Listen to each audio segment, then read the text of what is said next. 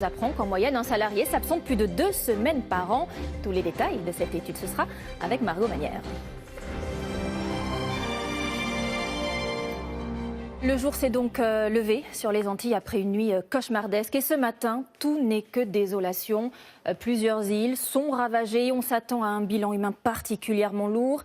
Irma a frappé avec une violence jamais enregistrée dans cette partie du monde. Pour le moment, vu les informations que nous avons, Saint-Martin est la plus dévastée. Hakim Abdelkalek. Au lever du jour, il y avait des airs d'apocalypse à Saint-Martin. La fureur des vents a tout emporté. Irma laisse derrière lui un cimetière de bois fracassés, de tôles froissées, de bateaux encastrés. Partout, des voitures ont tourbillonné dans les airs pour retomber des dizaines de mètres plus loin. Voici ce que découvrent ceux qui s'aventurent dans les rues de Saint-Martin. Ici, un poids lourd renversé, puis des centaines d'arbres comme guillotinés. Là, une voiture devenue simple carcasse. Les toits se sont envolés comme des fétus de paille. Même les bâtiments les plus solides, comme la caserne des pompiers, la gendarmerie ou ici la préfecture, ont été éventrés, défoncés. L'île est comme coupée du monde. Pas d'eau, pas d'électricité, pas de télécommunications. Les habitants découvrent sonner et à gare une île qui a changé de visage. Saint-Martin, voilà, c'est fini, c'est plus Saint-Martin. Vue du ciel, voici la partie néerlandaise de Saint-Martin, une sorte de chaos indescriptible. Aux paysages dévastés succèdent d'autres paysages dévastés. Des centaines d'entreprises sont touchées. Ici des conteneurs renversés, là un hôtel où la plage semble avoir avancé de plusieurs mètres. C'est toute l'économie de l'île qui est par terre. Cette nuit, pendant le passage de l'ouragan, les habitants se sont réfugiés là où ils le pouvaient. Oui, c'est l'entraide, oui. Tout le monde accueille tout le monde. Là, on est plein à craquer, il fait chaud, là, commence à faire chaud, là. À Saint-Martin, il y aura désormais dans l'histoire de l'île un avant et un après Irma. Oui, évidemment, les communications pour l'heure sont compliquées à Saint-Martin. Nous avons pu joindre une journaliste qui, elle aussi, a passé ces dernières heures confinée. Elle était dans l'œil de l'ouragan. Elle nous raconte ce qu'elle a vécu et ressenti comme des milliers d'autres habitants. On écoute Maëva Myriam Poney. C'est un paysage apocalyptique que l'on a découvert ce matin à la fin du confinement aux environs de 11 heures. Le bilan est effrayant. Des toitures arrachées, des tôles partout dans les rues, des voitures renversées, des arbres déracinés. Les routes sont impraticables, des bateaux ont coulé. D'ailleurs, le port que vous voyez derrière moi ressemble à un cimetière de bateaux. Pas d'électricité, pas d'internet, pas d'eau. Nous sommes coupés du monde. Le téléphone vient juste d'être rétabli. Et concernant les victimes, nous n'avons pas encore de confirmation, mais il y aurait 4 victimes, notamment du côté de Sandy Ground, un quartier populaire qui a été très touché. Du côté des pompiers, là aussi, ils ont été sinistrés. Apparemment, la caserne aurait eu quelques déboires. L'hôpital également aurait perdu sa toiture. Donc, vous voyez, c'est vraiment une situation catastrophique. La préfecture également a été complètement rasée. Donc, on peut dire que ici, on est un peu coupé du monde. Et à cela s'ajoutent des scènes de pillage. Des centaines de jeunes ont débarqué dans la ville pour piller les magasins sous les yeux désabusés de la police. Voilà un petit peu la situation aujourd'hui à Saint-Martin.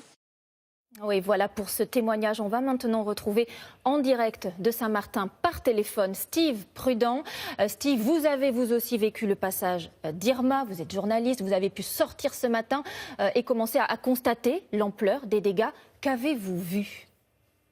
Écoutez, depuis hier, en fait, on a pu constater l'ampleur des dégâts. Vous les avez décrits.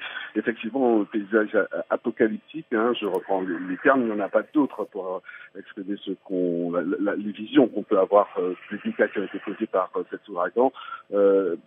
Aujourd'hui, l'heure est surtout pour la population à la gestion de l'après Irma, avec des problèmes d'alimentation tout simplement, hein, puisqu'il n'y a plus d'eau, il n'y a plus d'électricité, les centrales sont tombées. En plus, le bilan qui ne cesse de s'alourdir, puisqu'il est aujourd'hui officiellement de 8 morts sur Saint-Martin et Saint-Barth, une situation véritablement catastrophique. Est-ce qu'il faut redouter forcément que ce bilan s'aggrave ? Écoutez, la reconnaissance effectuée par les forces de l'ordre, par les sapeurs-pompiers et les services qui avaient été prépositionnés n'est pas terminée. Donc malheureusement, il faut peut-être craindre, oui, que ce bilan s'alourdisse. Merci beaucoup Steve Prudent pour ce premier témoignage donc par téléphone et en direct de Saint-Martin. Alors sur sa route, Irma a aussi balayé et ravagé l'île de Saint-Barthélemy. Là, il est encore plus difficile d'accéder aux zones sinistrées. On peut le dire, l'île est coupée du monde. Les premières images qui nous parviennent font état de dégâts considérables. Michael Guilleux. Au matin, ils ont découvert leur île défigurée. Saint-Barthélemy englouti par les eaux. Ce petit groupe d'habitants est sorti dès qu'il a pu pour voir ce qu'il restait de leur quartier. Au téléphone, il nous raconte. C'est la désolation, c'est le néant, on a l'impression que c'est brûlé. On a l'impression qu'il y a une bombe qui a explosé, qui a brûlé toute la végétation. Il y avait des voitures qui étaient renversées. En passant à l'aéroport, j'ai vu 2-3 avions qui étaient retournés aussi. La piste de l'aéroport est inondée. Il faut tout refaire, il faut tout replanter. Tout est à refaire. J'ai pleuré, j'ai fondu en larmes. Je ferai avec vous, j'ai vraiment pleuré, quoi. Certaines rues se sont retrouvées entièrement sous l'eau. Il faut imaginer la violence du vent qui a projeté ce bateau sur le quai. Et le bruit des bourrasques entendu par les habitants calfeutrés chez eux. Je me suis mis sous le bureau avec le matelas par-dessus moi, avec ma radio, un casque de moto. Donc vous avez la torture psychologique de dire voilà, est-ce que c'est à la prochaine bourrasque que mon toit va s'envoler. On n'a plus la notion du temps en plus. Les minutes sont des heures, quoi. Ça me rendait complètement fou, quoi. En prévision d'Irma, certains avaient fait des stocks d'eau et de nourriture pour tenir quelques jours. Désormais, ils attendent l'arrivée des secours. Effectivement, l'urgence maintenant, c'est de porter secours au plus vite aux victimes, aux sinistrés. En métropole, des colis, des missions sont en préparation dans plusieurs casernes de pompiers, comme ici sur ces images. Sachez que déjà 2 avions ont quitté Paris, un hier soir, un ce matin. D'autres suivront, a annoncé le ministère de l'Intérieur. Sophie Vingada Salom, vous êtes, vous, en direct de Guadeloupe, où tous les secours vont s'organiser, vont être coordonnés. Un pont aérien doit être rapidement mis en place vers les îles de Saint-Martin et Saint-Barthélemy. C'est effectivement le cas en Guadeloupe. Les secours s'organisent pour intervenir au plus vite à Saint-Martin et Saint-Barthélemy, encore coupés du monde. Un CASA, un avion militaire, devrait décoller sous peu. D'abord pour un vol de reconnaissance pour déterminer si les conditions sont réunies pour atterrir à l'aéroport de Grand-Case à Saint-Martin. Vous le savez, la ministre des Outre-mer est arrivée tôt ce matin. Elle est arrivée avec du renfort. Elle devra s'envoler pour se rendre sur place. Une soixantaine de pompiers avaient déjà été envoyés de la Guadeloupe. Ils seront renforcés par ce vol de reconnaissance. Le chef de l'État, Emmanuel Macron, a d'ores et déjà annoncé sa venue. Selon Emmanuel Macron, le bilan sera cruel.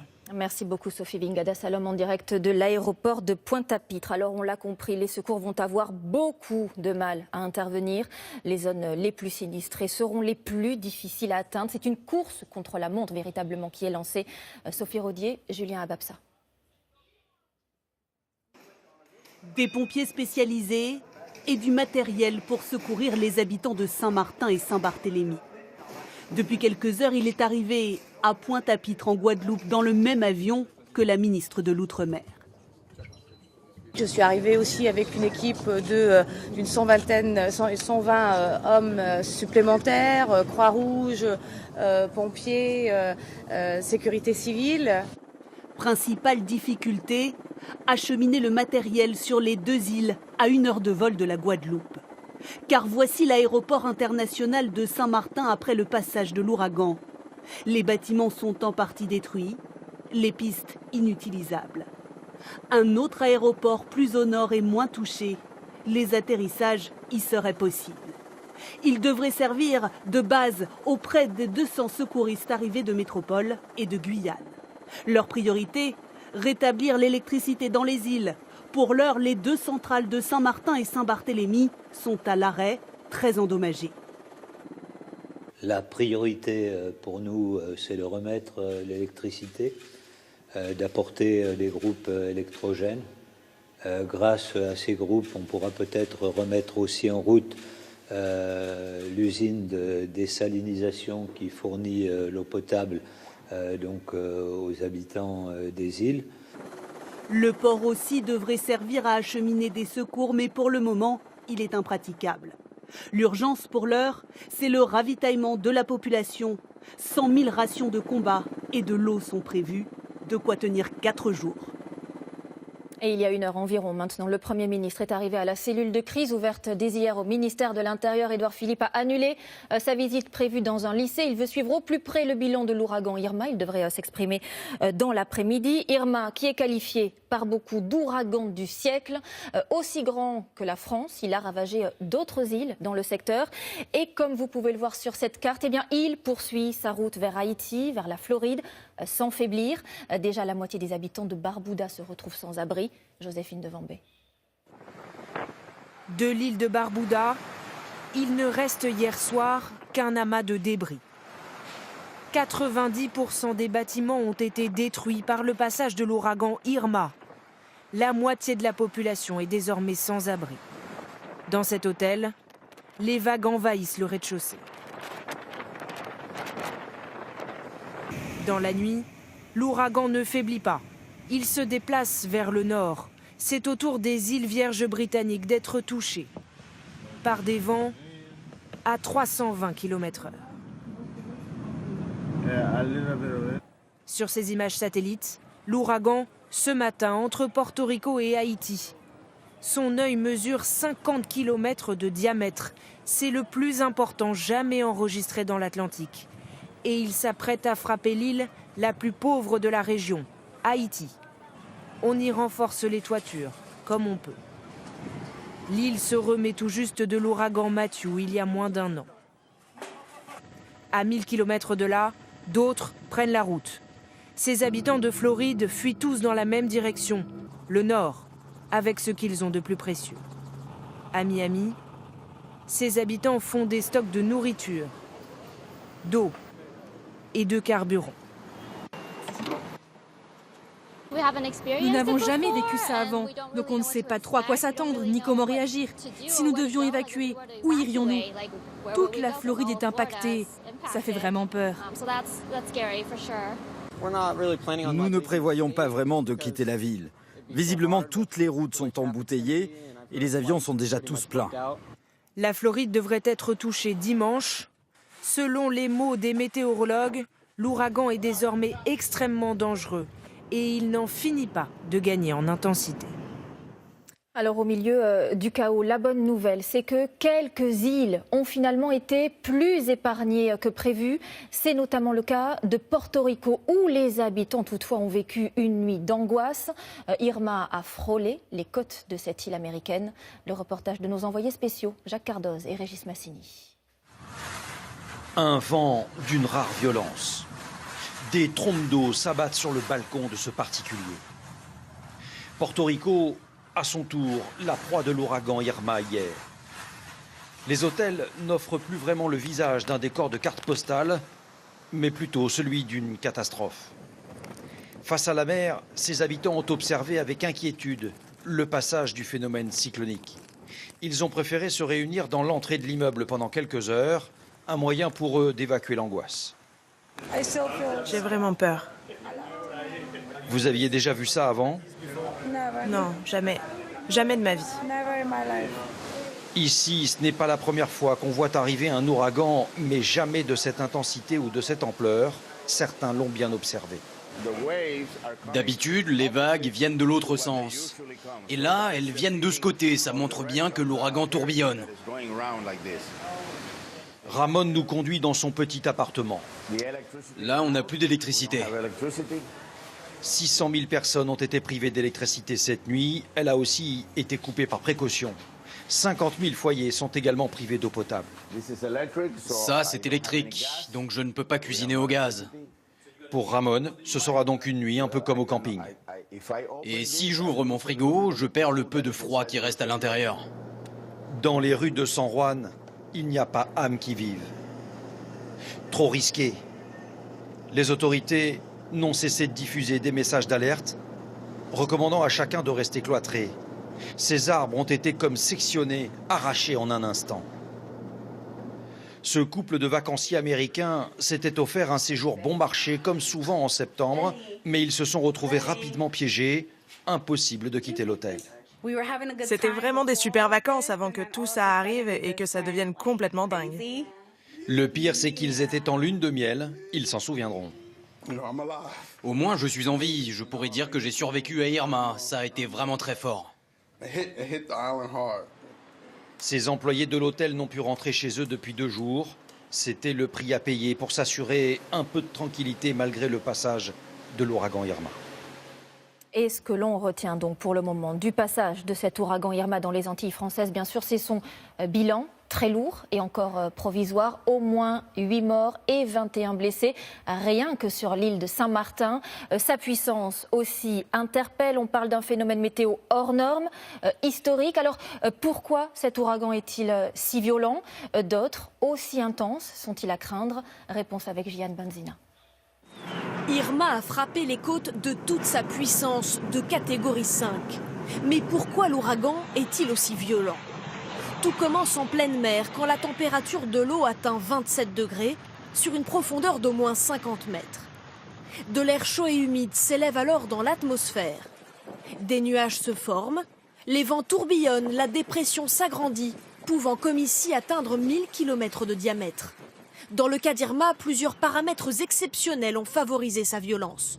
Une humidité suffisante, un vent faible qui favorise la formation de nuages et une faible concentration de particules de sable venues du Sahara qui d'habitude freinent le développement de cyclones. Enfin, si Irma ne faiblit pas, c'est qu'il est encore au-dessus des eaux chaudes. Il y trouve ici justement l'énergie, l'essence nécessaire à son maintien à ce niveau extrême, et ça durera encore ainsi jusqu'à ce qu'il longe les côtes de Cuba avant de toucher la Floride pour dimanche et commencer à être rétrogradé au contact des terres, perdant justement l'énergie nécessaire à son développement. Mais alors, des phénomènes d'une telle ampleur sont-ils amenés à se répéter? Les experts sont pessimistes. Dans un climat plus chaud, on risque d'avoir des cyclones plus intenses, non pas plus nombreux, mais plus intenses et donc beaucoup plus destructeurs. Donc c'est ça la difficulté, il sera de plus en plus difficile d'y faire face. On voit bien que même des infrastructures qui semblaient y être préparées ne résistent pas à des vents de 300 km/h. L'ouragan José, qui suit Irma, est pour le moment en catégorie 1, mais montera en puissance d'ici dimanche. Et ce qui est certain, c'est que cet ouragan suscite aussi beaucoup d'inquiétudes dans la communauté antillaise, qui est très nombreuse en métropole. Angoisse aussi chez tous ceux qui ont des proches dans les îles touchées, notamment Saint-Martin. Des familles se retrouvent sans nouvelles et elles ne cessent de voir défiler des images comme celle-ci. Isabelle Saboureau, Pauline Forgue et David Dameda. Depuis ce matin, Jessie Dinan ne peut lever les yeux de son smartphone. Voilà ce qui reste de sa terre natale et elle n'a plus de nouvelles de ses parents séparés. Son dernier texto avec sa mère, c'était il y a quelques minutes après l'arrivée du cyclone. Elle me dit que nous sommes en train de perdre notre toiture et sommes réfugiés dans la petite salle de bain. Ça coule partout dans la maison. Et mon père, lui, a réussi à envoyer un SMS à minuit 44, donc 6 heures après la fin du cyclone. Coucou, j'ai résisté, ça va bien, c'est catastrophique. Pas plus, et depuis, j'ai pas de nouvelles. Et son dernier message, « Maman, tu vas bien ?» est sans réponse depuis 12h39 hier midi. Rongé aussi par l'inquiétude, ce couple tente de reconnaître des images, des lieux à Saint-Martin où vit leur fils depuis 15 ans. C'est la dernière photo qu'on a reçue d'eux qui remonte à la nuit avant le cyclone. dans la maison où ils se sont réfugiés sur les hauteurs d'Oriente Baie. Donc depuis, on n'a aucune nouvelle. Avec sa famille, il a quitté la côte où il vivait pour s'abriter sur les hauteurs de l'île. Et là, ils se sont mis en hauteur. Le message que j'ai eu, c'est que le sol de la maison commençait à bouger. Ils se sont réfugiés sur les hauteurs de baie orientale. Et ils sont dans une maison avec une autre famille, ils sont une douzaine, donc il y a les enfants avec eux. Les vides commençaient à bouger, enfin ça commençait vraiment à devenir intense. De temps en temps, vous avez un petit coup de panique parce que vous pensez au pire. Et puis les priorités, c'est de savoir déjà est-ce qu'ils sont en bonne santé, est-ce qu'ils vont bien, est-ce qu'ils ont été blessés. Centre opérationnel d'urgence. Pour financer les secours, la Croix-Rouge lance un appel à la solidarité. Elle a déjà récolté 60 000 € en quelques heures. On a réussi hier, à la demande de la sécurité civile, à réunir un certain nombre d'équipiers secouristes dans un temps relativement court. Et d'ici vendredi ou d'ici la fin de la semaine, nous allons mobiliser 30 équipiers secouristes et les mettre dans un avion et les envoyer sur place. La Croix-Rouge attend surtout des dons financiers. Le matériel, pour l'instant, est impossible à acheminer sur place. Et voilà ce que l'on pouvait dire à la mi-journée du passage de l'ouragan Irma dans les Antilles. Sachez que la Fondation de France lance un appel aux dons pour venir en aide aux sinistrés. Vous pouvez participer en envoyant un chèque à l'adresse que vous voyez s'afficher ou bien en effectuant un don sécurisé en ligne. Et puis il y a bien sûr toujours ces 2 numéros d'information mis en place pour le public par la cellule interministérielle. Vous pouvez composer depuis la métropole le 01 82 71 03 37. Depuis les Antilles, le 05 90 99 39 00.